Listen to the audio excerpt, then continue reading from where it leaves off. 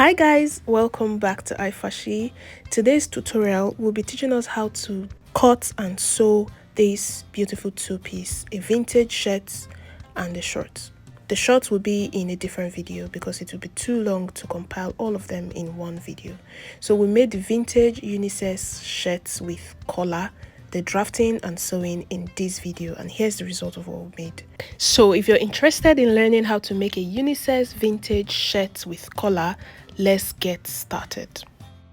Here's the pattern paper that I'll be drafting on today, and the first two things I'm going to do on this pattern paper is to come in with 2 inches from the beginning of my paper to mark out my button allowance, because we'll be folding in the beginning of this pattern paper for our button placket.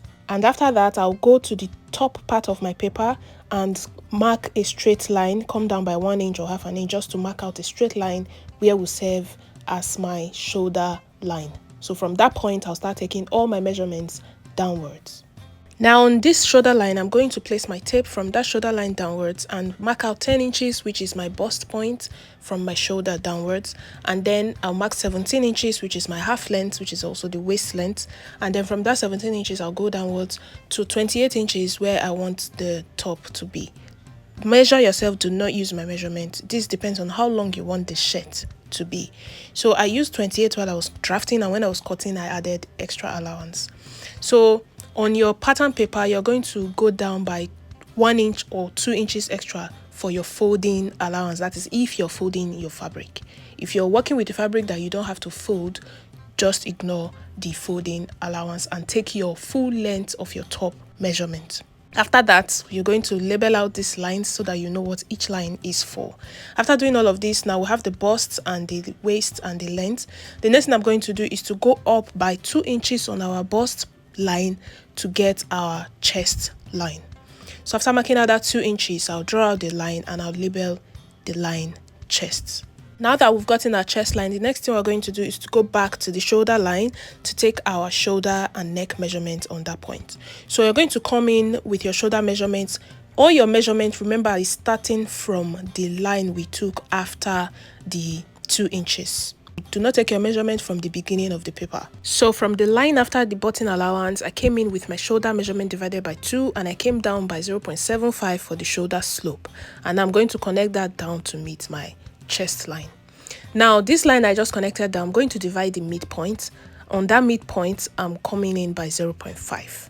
So I'll mark out the midpoint, come in by 0.5 on the midpoint so that I'll use it to get my armhole curve. Before curving out the armhole, remember to take your bust measurement on the chest line and on the bust line.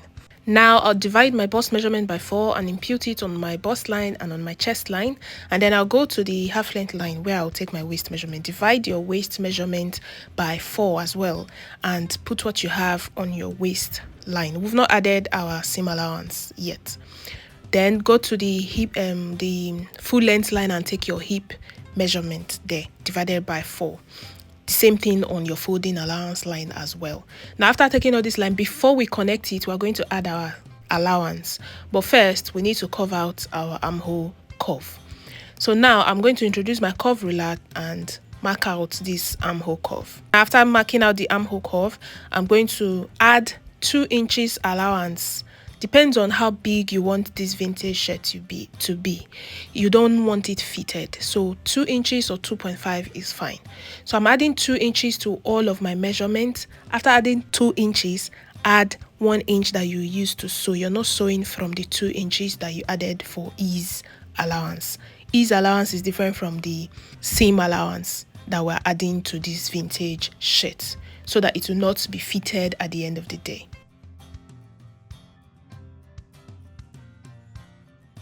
Now that we're done with all of this, the next thing we're going to do now on this front pattern is to go to the shoulder line and take our neck measurement.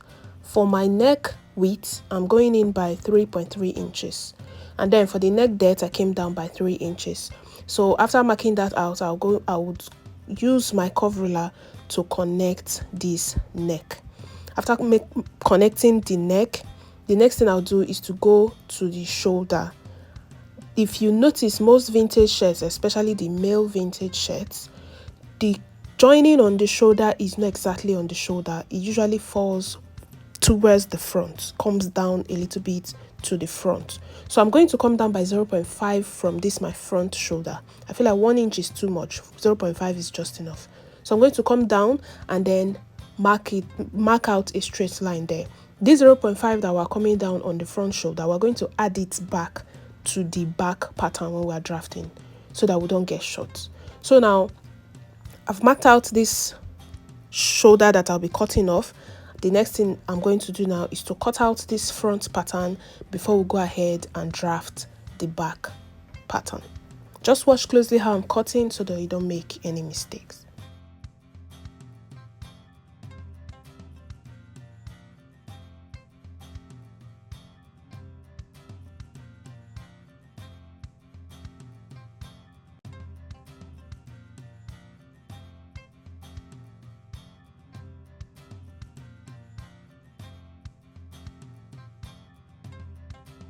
Now that we're done with the front piece, the next thing we're going to do is to introduce a new paper that we'll be using to draft the back. Remember to label your front pattern so that you don't get confused. Now we're going to keep the front pattern aside and draft the back piece. The first thing we're going to do for this back piece is to mark out 3 inches downwards from the top of our paper. Just mark it downwards and then label it the shoulder. We will need that space. That's why we're using 3 inches. You can use 2, it's fine. So from this shoulder line, we're going to start taking our measurement downward like we did for the front. If you notice the difference between this front and back, we did not take any button allowance for this back. We are just going to start all our measurements from the beginning of the paper coming inwards. So I've taken my bust line, my half length, which is the waist, and then the length of my top alongside the folding allowance as well. So I'm labeling all these lines out so that we'll know what it's for. And like we did for the front, we are going to go up on the bust line by 2 inches to get our chest line. So we're repeating that for the back as well.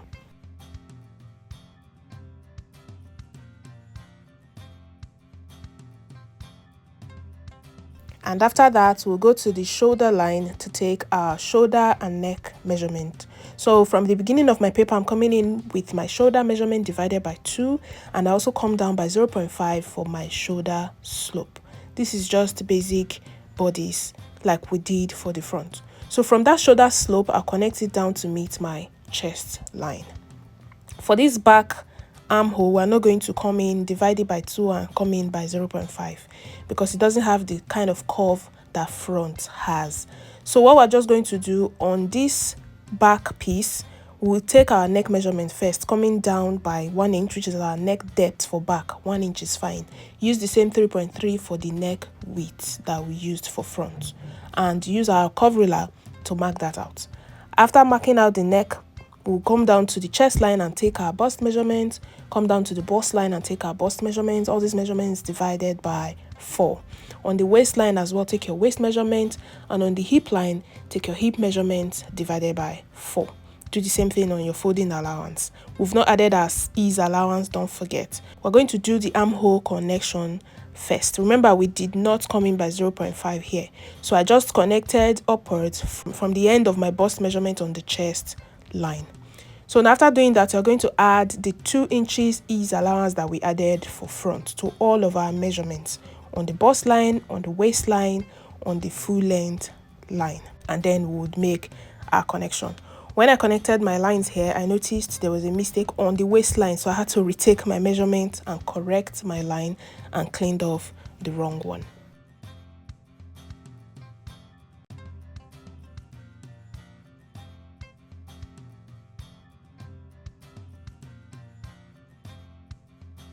After doing all this, we're almost done with the back. It's very simple. I'm introducing my front piece, folding in the button allowance to be sure all of my measurements are equal, and as you can see, they are.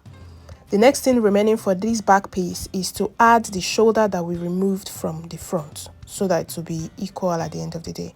So from my shoulder line, I'm going to go up with the same measurement I removed from the front. If you removed 1 inch, go up by 1 inch. If you removed 0.5, go up by 0.5. Like I said earlier, 0.5 is better for me. I later corrected it. Now, I'm connecting that to the neckline so that it will be even. And then I introduce my front piece so that you can see the difference between the back and the front on the shoulder line. Every other thing is equal. So the next thing we'll do now is to go ahead and cut. See how simple the drafting of this vintage shirt is. Very, very simple. Remember to subscribe to our channel if you haven't done that already. Like this video and share. It will be very useful to others out there.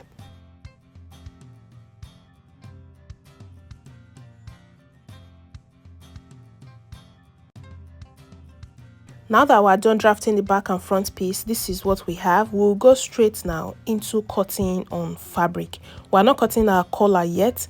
We will cut our collar when sewing the shirt. That's because we would need to measure the neck of the shirt after joining to get the exact measurement. So now this is the fabric that I'll be using. It's a chantilly fabric, and I've already gone ahead to use hemming gum to gum it to a Duchess fabric so that it will not be transparent. I like the vintage vibe that comes with chantilly, so that's why I want to try it with this two-piece. So this pattern, remember when you're cutting the back pattern should be cut on fold. My fabric is on fold, as you can see, so the back pattern should be cut on fold because we are not joining the center of our back for this shirt. Then for the front, open up this button allowance to cut. When you're cutting, open up the button allowance, don't fold it in. This button allowance, which is the center front, can be cut open. It must not be on fold. But the fabric we're using is two, because you know we need two piece, right? It's folded, but the most important part that should be on fold is our back. Now we're finished cutting. This is what we have. I have two piece for front, and then for the back I have one piece cut on fold. So remember to add allowance to the down part. That is if you are folding. But for me, remember I said it earlier, I added a little allowance to the down part because I wanted it longer than I drafted. So here is the sleeve pattern that we've drafted before. So I'll be attaching a short sleeve to this shirt. So we'll go right into joining now. We'll do the collar drafting later after joining the shirt together.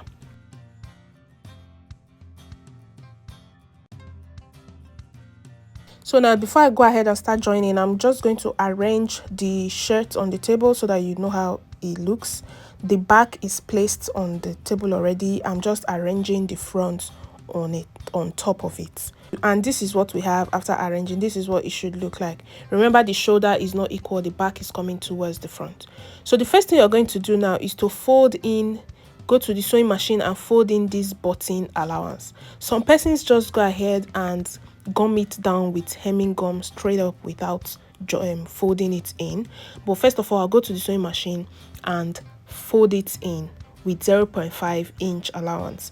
After sewing it straight down, I'll now come back to the table and use hemming gum to iron it down.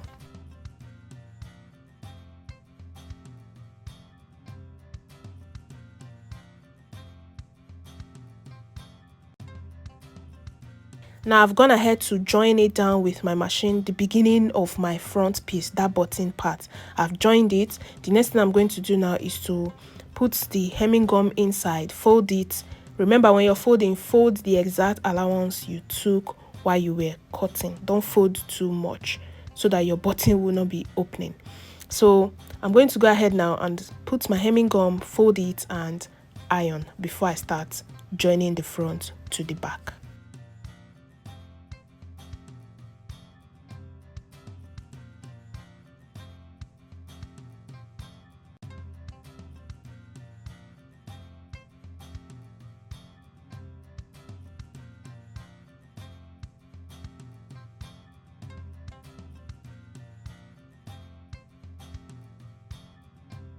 Now this is what we have after ironing, and the next thing I'm going to do now is to go to the sewing machine and join the sides together. Join the side and the shoulder as well, and I'll be right back to show you guys. So here is what it looks after joining the sides and the shoulder. I've gone ahead to close the shoulder and then join the sides as well. This is what we have. This is what it looks on the inside. Now the next thing I'm going to do is to attach my sleeve to this shirt. So I'm using a short sleeve for this shirt. I'm just going to introduce the sleeve now and attach it to the shirt. If you don't know how to draft a basic short sleeve, we have a tutorial on the channel for that. So I'm just going to attach my sleeves to this shirt now. To attach your sleeve, fold your sleeve into two and notch the midpoint on the shoulder part, and then place the good side of the sleeve facing the good side of your shirt. After joining the sides, the armpit part of your shirt, your sleeve, join it first and then place the good side of the sleeve facing the good side of the shoulder of your shirt. That's after you have notched it the middle of your sleeve, and then you just go ahead and join it all the way down to the armhole. So I'll just go to the sewing machine now and attach the sleeves to the shirt, and I'll be right back to show you guys.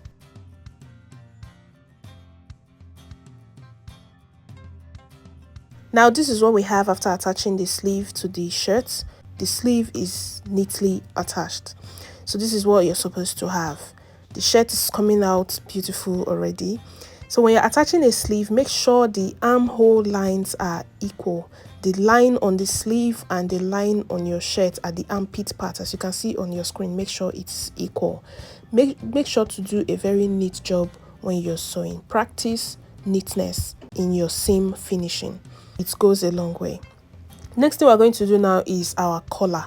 And to draft a collar, the first thing you do is to measure around the neck of your shirt to get the measurement that you use to draft. So after measuring around the neck of this shirt, what I have is 19 inches. So I'll divide 19 inches by 2 and take that on a folded paper.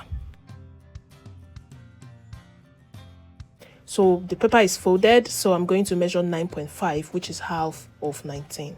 So this is a two-piece collar. So we're going to have the collar stand and the collar itself. So first off, I'm going to start with the collar stand. I'll take my 9.5 measurement with my paper on fold, don't forget, and then I'll mark it out and cut off the excess. And then on this paper, I'm going to label the collar stand so that I'll know the one I'm drafting first. Now, after labeling, the next thing I'm going to do is to start taking the collar stand measurement. This collar stand is not supposed to be too wide. So after marking out the 9.5, we're going to find the midpoint of this 9.5, which I just did. And then on this midpoint, at the edge of one side of my paper, I'm going to go up by 0.5 because I want to slant that 0.5 to meet up with this midpoint that I just marked out.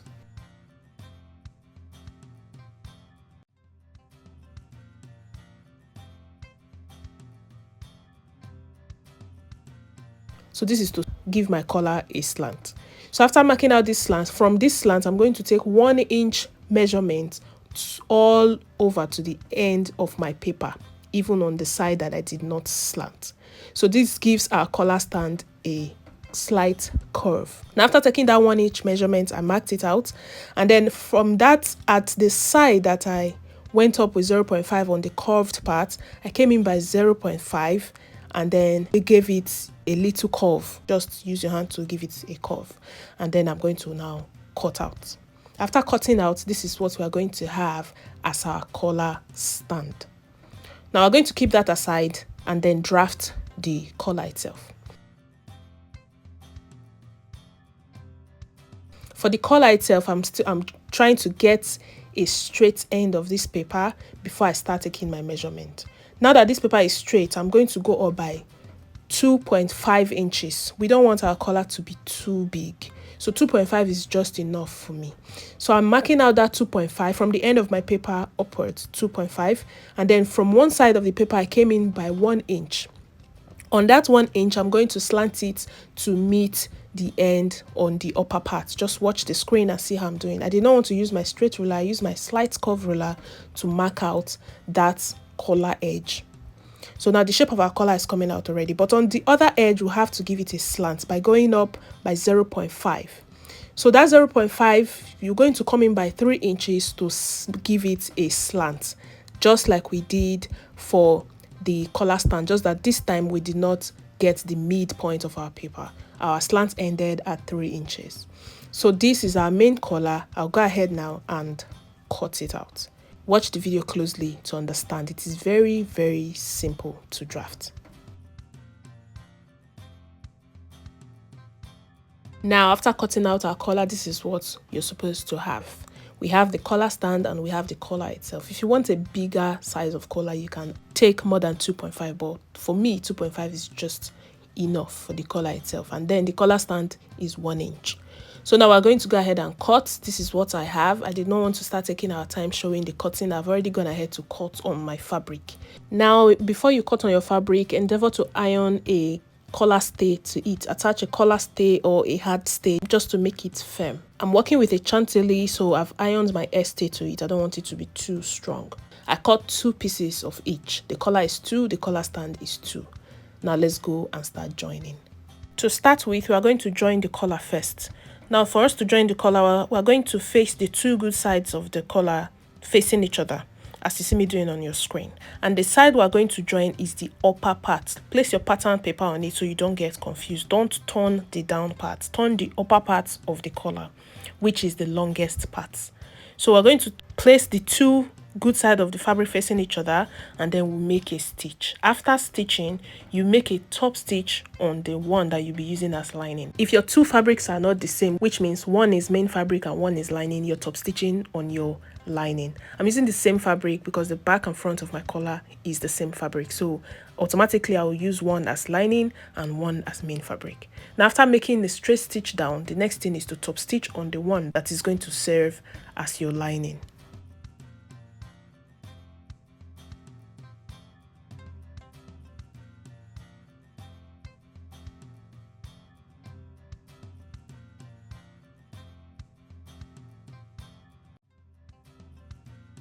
After top stitching, this is what you're going to have. Endeavor to cut off all the rough threads and edges and then iron your work. But before we go iron, the next thing we're going to do is to turn the sides. The sides are still open, so we're going to flip it to the wrong side and close down the 2 sides. So after closing down the 2 sides, the next thing is to trim off these edges, the excess and the bunch on the edge, so that when you flip it out, this part I'm cutting, you have to cut it off so that when you flip it out, it will be very, very neat.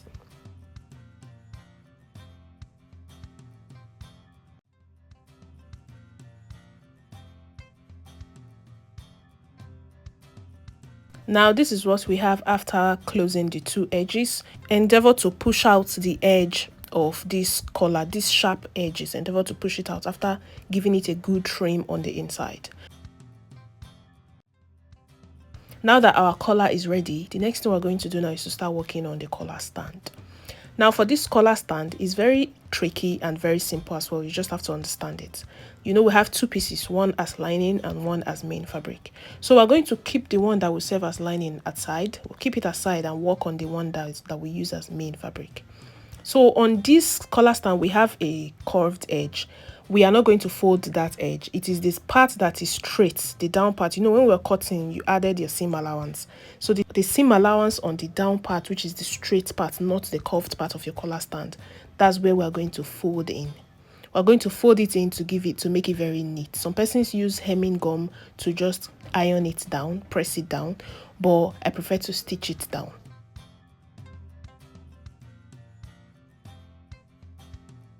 This is what you're going to have after stitching it down. Very neat, neatly stitched. Make sure your stitch is neat because it's going to show.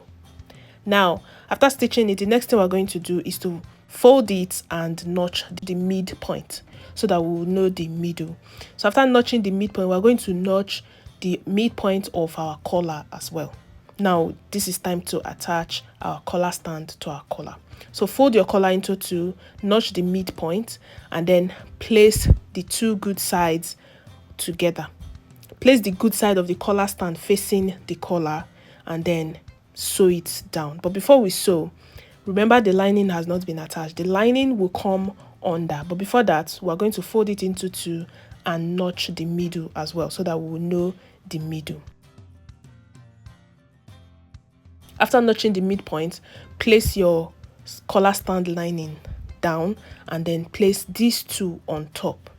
With that, you will have your collar in between the 2 collar stands, as you see me doing on the screen, as you can see. And make sure the collar stand, the curved part is aligned and the straight part is aligned. So the part that we are sewing now is the curved part, not the straight part. We folded the straight part of the main fabric. So now, after making that straight stitch, the next thing you're going to do is to sew the curved edges. Just watch what I'm doing on your screen and do it. After sewing the edges, take your measurement to be sure you still have your 19 that you measured from your shirt. Whatever measurement you had from your shirt, take your measurement to be sure you are not short. That's why it's good to add your seam allowance and follow the seam allowance that you took when you're sewing. Now after that, we're going to fold it to the right side, and this is what you have. The next thing is now to go give it a very good press so that it will stop raising.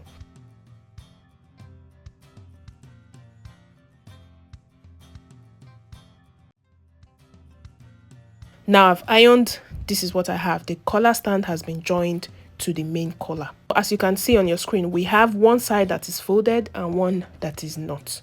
The one that is not folded will serve as our lining, remember. Now we'll introduce our shirt. Notch the midpoints of your shirt at the back. Fold your shirt into two, give it a notch like I did.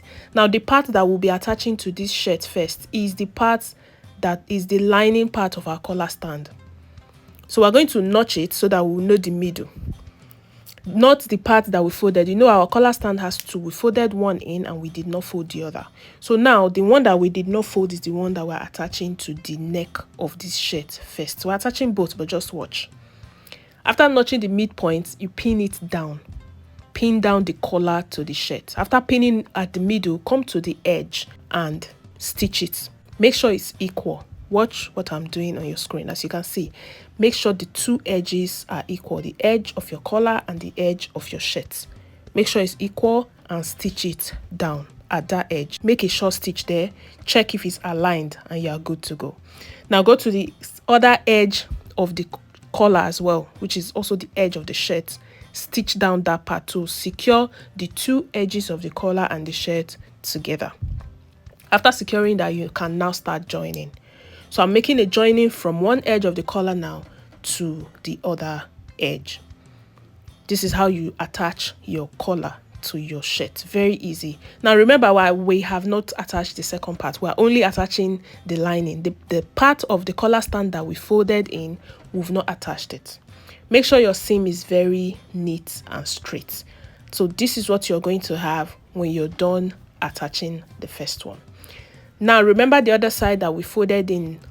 This is the point where you use it to cover all the roughness inside of your clothes. Like I did with the other collar, I started with the edge. Just to be sure these two edges are aligned. Watch your screen.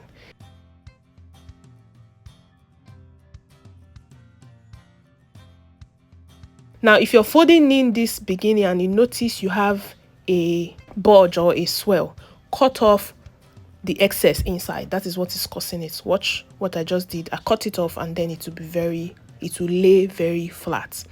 Align it, make sure it's equal in the beginning and start stitching. And when you're stitching, be very careful because your stitch is going to show at the back.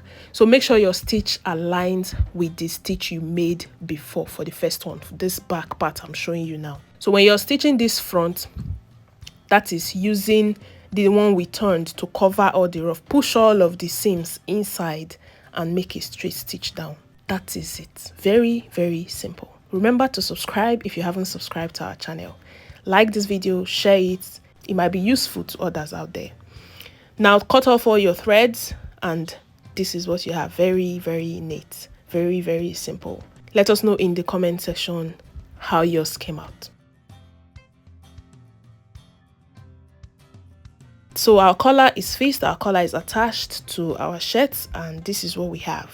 The only remaining thing in this shirt now that the collar has been attached is to fix our buttons. So here is the shirt that we just made. The collar has been fixed, every other thing has been done, and the shirt is very, very beautiful and neat. If you follow this channel, you will know that we do neat jobs here. So the remaining thing now is to fix our buttons, and this is the button I'll be using for this shirt. And after fixing the buttons, that will be all for the shirt. This is a two-piece outfit, and here is the short that we made for this shirt. Very, very beautiful. It's not every time we use crepe fabric for two-piece. This time we decided to try a chantilly and duchess together. So this is how neat and beautiful it looks. If you want to learn how to make this short with elastic waist and zipper, the video will be coming right next on the channel. So stay tuned, subscribe, and I'll see you in the next video. Bye.